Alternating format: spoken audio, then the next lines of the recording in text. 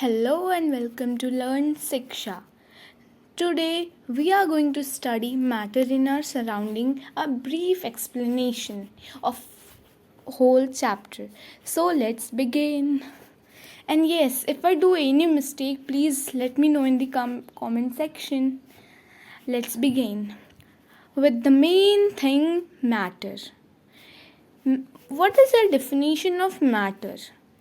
Anything that occupies space and have mass of which can be felt by any one or more of our senses.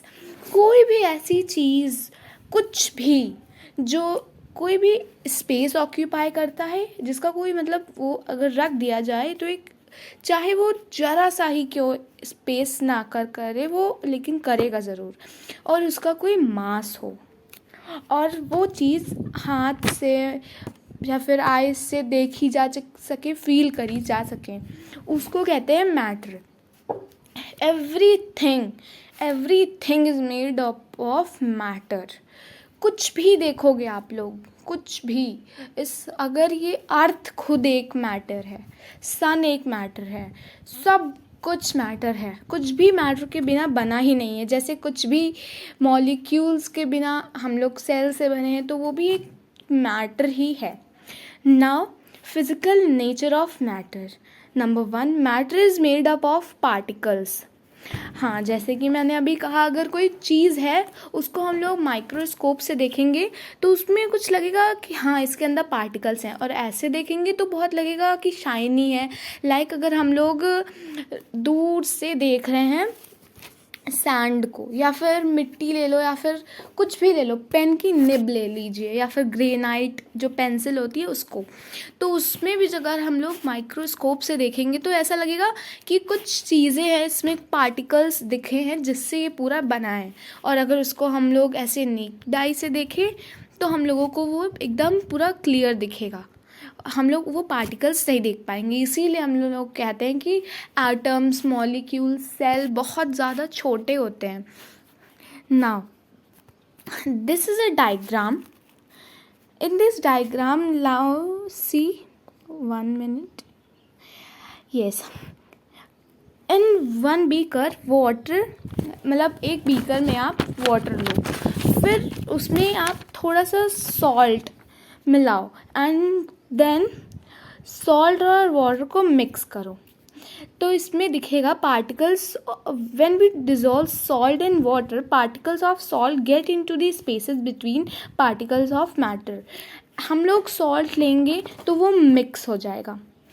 ये अभी हम लोग जब next chapter पढ़ेंगे, इस matter around us pure, तो उसमें अगर सॉल्ट स्टिर हो जाएगा, पूरा घुल जाएगा, तो उसको हम लोग होमोजीनियस कहेंगे. और अगर सैंड मिक्स करते हैं तो फिर उसको हम लोग हेट्रोजीनियस कहेंगे.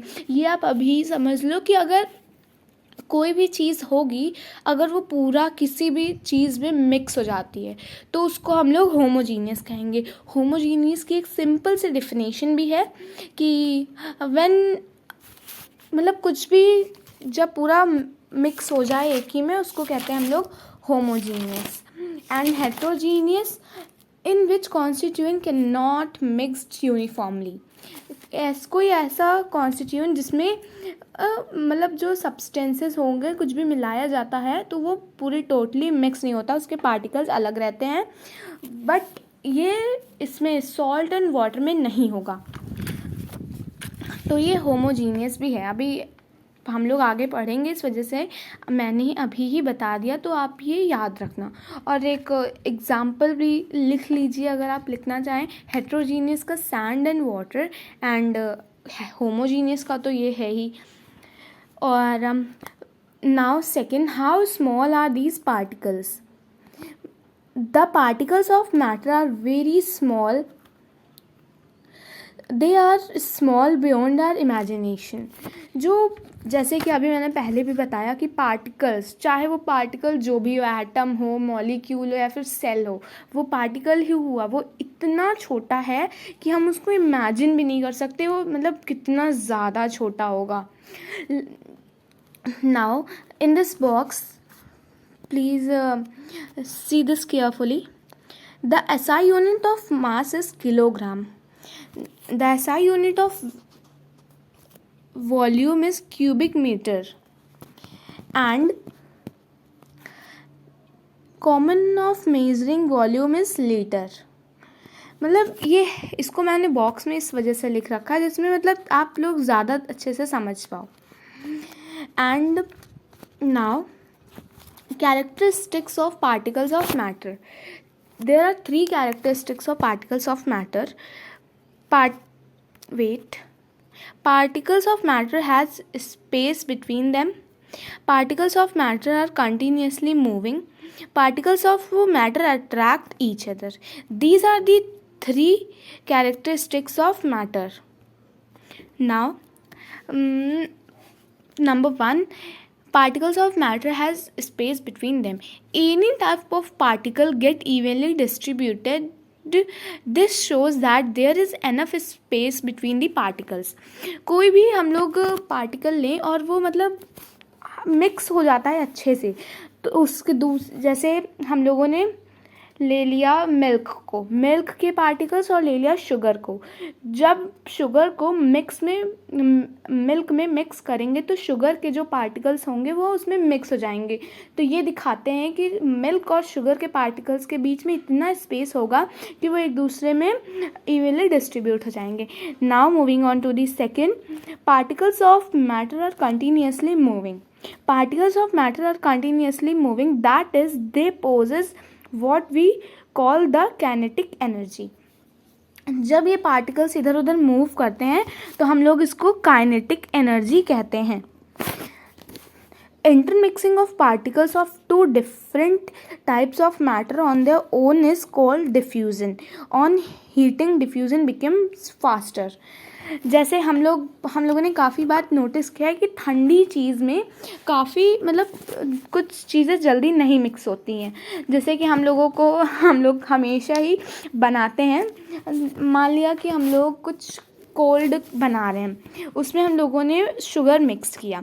अब वो ये नोटिस करेंगे कि जो शुगर होगी वो कोल्ड में ज़्यादा जल्दी नहीं पिघलेगी जितना वो हॉट वाटर या फिर कुछ भी हो उसमें पिघल सकती है.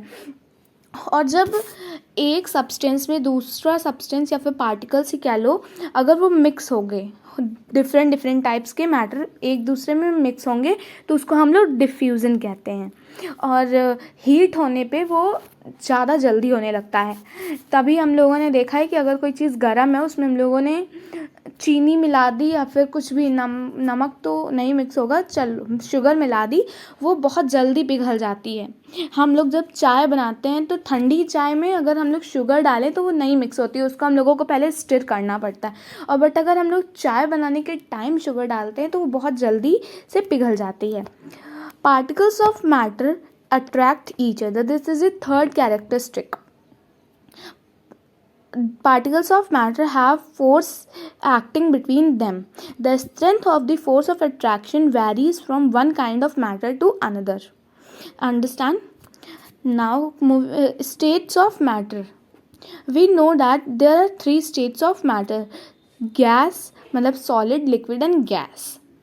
बट जब हम लोग बड़े क्लासेस में जाएंगे तो हम लोग 5 स्टेट्स ऑफ मैटर पढ़ेंगे. अभी वो मतलब पूरा क्लियर नहीं है कि हाँ ये वो मैटर है, स्टेट्स ऑफ मैटर हैं. बट अगर आप जानना चाहें तो प्लाज्मा भी एक मैटर है और बोस-आइंस्टाइन कॉन्सेंट्रेट भी एक मैटर है. चलो सॉलिड पढ़ते हैं. Definite shape, distinct boundaries, fixed volume and solid is rigid. Solid का एक definite shape होता है और definite shape है तो ये तो कंफर्म है कि उसका एक बाउंड्री भी होगी और उसकी एक वॉल्यूम, मास भी फिक्स होता है कि ये इतना मास का है. Now liquid. हाँ, liquid has no fixed shape. जिस भी चीज़ में हम लोग लिक्विड को डाल देते हैं वो उस शेप का बन जाता है. But liquid has fixed volume, not rigid, and in another word liquid called fluid. Third,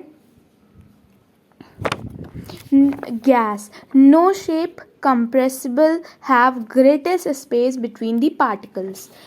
gas का कोई शेप नहीं होता है, वो कंप्रेसिबल होती है. गैस की एक बहुत मतलब वो बहुत ज़्यादा कंप्रेसिबिलिटी होती है. जैसे फ्लेक्सिबिलिटी होती है वैसे कंप्रेसिबिलिटी भी होती है. जैसे कि हम लोग एक सिलेंडर में लिक्विड भरें तो एक वो मतलब जितना सिलेंडर का शेप मतलब वो जितना बड़ा होगा उतना ही आएगा. बट गैस में ऐसा नहीं होगा. हम लोग देखते हैं कि जो एलपीजी मतलब जो बलून भरने वाले होते हैं वो एक सिलेंडर से बहुत सारे बलून भर लेते हैं, क्योंकि वो जो गैस होती है वो उसमें बहुत ज़्यादा भरी होती है. ऐसा क्यों?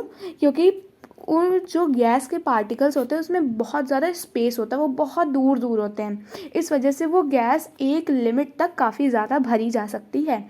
इस तरह हम लोगों ने उसमें भी देखा है कि जब कोई हॉट फूड होता है तो उसकी स्मेल हम लोगों के ज़्यादा पास आती है. जितना अगर ठंड कुछ भी घर में गरम बना हुआ है तो उसकी स्मेल हम लोगों को इतना जल्दी नहीं आएगी जितना गरम की आएगी. अभी हम लोगों ने वैसे भी डिफ्यूज़न पढ़ रखा है कि हीट पे वो ज़्यादा जल्दी फैलता है, मतलब ज़्यादा जल्दी होता है. इसी तरह जब गैस के पार्टिकल्स दूर दूर हैं तो उसकी स्मेल भी हम लोगों में ज़्यादा जल्दी आएगी. नाउ मतलब पूरे दिस इज़ इम्पॉर्टेंट पॉइंट. पूरे चैप्टर के सबसे मतलब जो मेन थिंग्स हैं वो इसमें हैं. चलो फिर पढ़ते हैं इसको भी. The minimum temperature at which a solid melts to become a liquid at atmospheric is called melting point. Okay the मतलब एक टेम्परेचर जिस पे सॉलिड मेल्ट होकर के लिक्विड बनता है उसको हम लोग मेल्टिंग पॉइंट कहते हैं. जैसे हम लोग आइस को बाहर रख दें तो वो मेल्ट होकर के लिक्विड बन जाएगी, तो हम लोग ये कहेंगे कि ये मतलब नॉर्मल एटमॉस्फेयर अगर हम लोग ऐसे भी रख सकते हैं, बट ऐसा ना हो कि वो बहुत ज़्यादा ठंडी जगह हो. एक नॉर्मल जो एटमॉस्फेरिक होता है उसमें, तो उसको हम लोग मेल्टिंग पॉइंट कहेंगे. Now second, the amount of heat energy that is required to change 1 kg of a solid into liquid at atmospheric pressure as its melting point is known as latent heat of fusion. जब हम लोग जैसे मतलब एक amount of heat energy जो मतलब require होता है 1 kg सॉलिड को लिक्विड में बदलने के लिए, तो हम लोग उसको लैटेंट हीट ऑफ फ्यूशन कहते हैं. Now third, change from solid to liquid by melting is called fusion. अभी हम लोगों ने ऊपर पढ़ा कि मतलब लैटेंट हीट ऑफ फ्यूशन. अब इसमें हम लोग सिर्फ फ्यूशन देखेंगे कि जो सॉलिड से लिक्विड बन जाता है उसको हम लोग फ्यूशन कहते हैं. Okay now fourth, the melting point of ice is 273.15 Kelvin. K is Kelvin.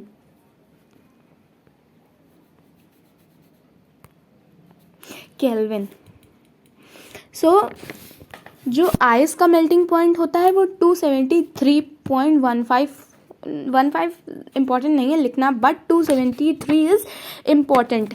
And also जब ये न्यूमेरिकल्स में भी आ सकता है कि जब हम लोगों को किसी चीज़ को भी जैसे कुछ दिया गया है, फॉर एग्ज़ाम्पल हम लोगों को सेल्सियस स्केल में कन्वर्ट करना है 293 को, तो हम लोग इस वैल्यू को रखेंगे आइस वाली को 293, इसको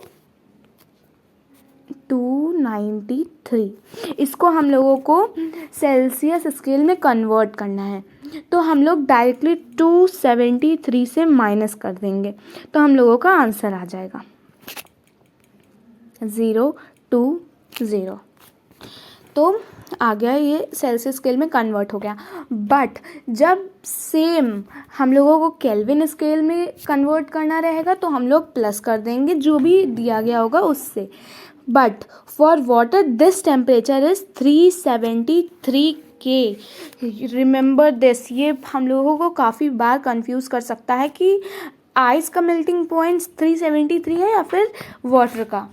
तो 373 ऐसे बनता है कि 100 degree Celsius, wait 100 degree Celsius is equal to 273 plus 100 is equal to 373 के।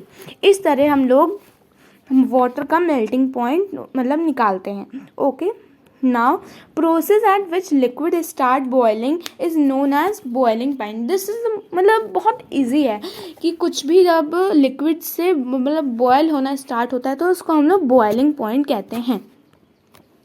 Change of solid to gas without changing into liquid is called sublimation.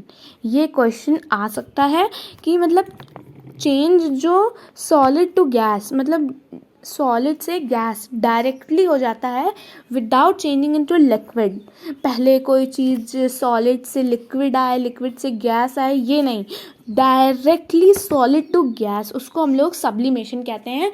जैसे कि नेपथलीन बॉल्स होती हैं वो डायरेक्ट गैस में मतलब चेंज जाती हैं। ये एक एग्जाम्पल हो गया नेपथलीन बॉल का, अगर आए तो हम लोग इसमें लिख भी सकते हैं।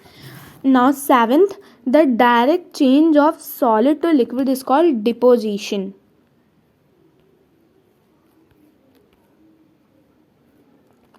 एंड जो हम डायरेक्ट चेंज होता है गैस से सॉलिड का उसको हम लोग डिपोजिशन कहते हैं।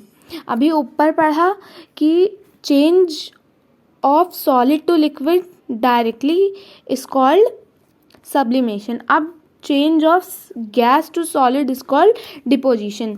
इसमें बहुत कंफ्यूजन होगी but remember the melting point of solid is an indication of the strength of the force of attraction between its strength।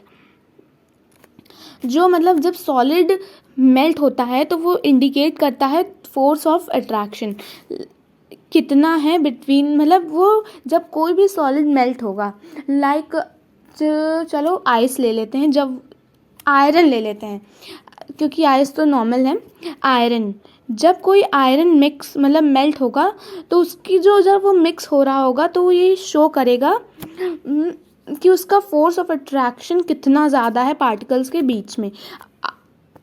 Okay, now factors affecting evaporation. ये पढ़ने से पहले ये जानना ज़रूरी है कि इवेपोरेशन होता क्या है।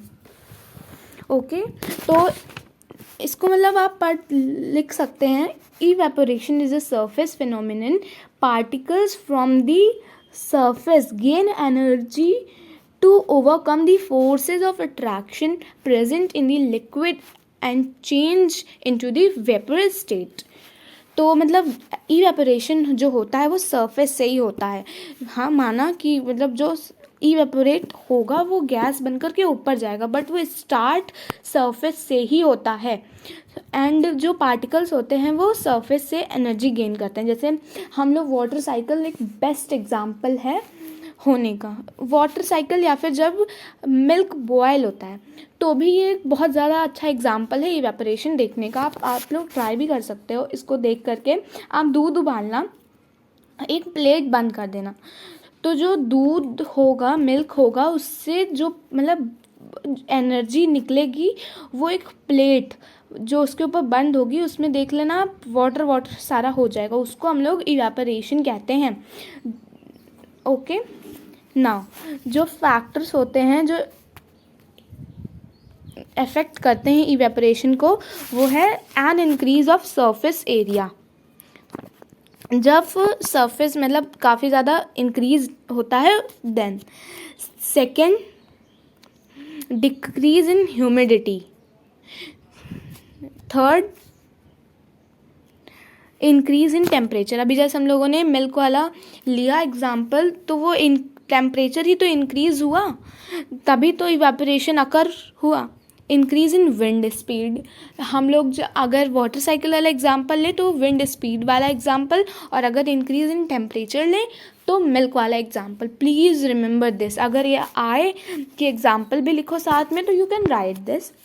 Now by this we can easily understand कि जो सब्लिमेशन डिपोजिशन ये सब होता कैसे है।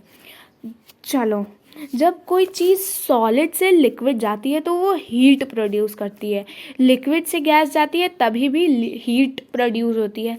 बट जब ये ऑपोजिट होता है, पूरा गैस लिक्विड सॉलिड, अगर हम लोग इस तरह देखें तो कूलिंग होगी, और अगर हम लोग सॉलिड लिक्विड गैस देखें तो होगी heat.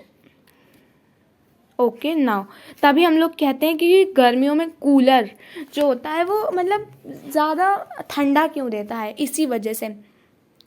Now third diagram, liquid solid gas. मैंने इसको ट्रायंगल शेप में लिख रखा है जिसमें आप पूरा मतलब समझ सको। जब अभी हम लोगों ने देखा था कि जब सॉलिड से कोई चीज़ लिक्विड में जाती है हम लोग उसको फ्यूजन कहते हैं, जैसे आइस मेल्ट होकर के लिक्विड बनती है तब।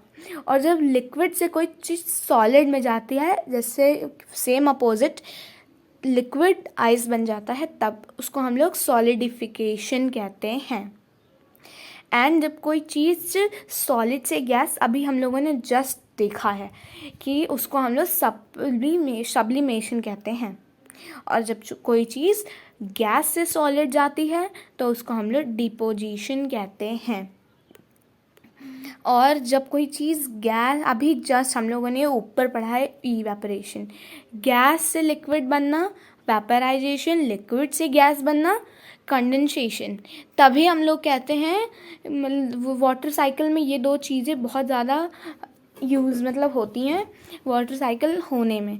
तो अगर आपको ये आंसर पूरा लॉन्ग टाइप नहीं लर्न हो पा रहा है तो अगर आप ये डायग्राम भी बना देंगे तो वो भी बहुत सही होगा। पूरा चैप्टर इससे हम लोगों का finish. So this is a brief description. अगर आपको और मतलब पूरा समझना हो तो आप मुझे कमेंट सेक्शन में बता सकते हैं। Thank you so much for viewing this video. Please like and share, comment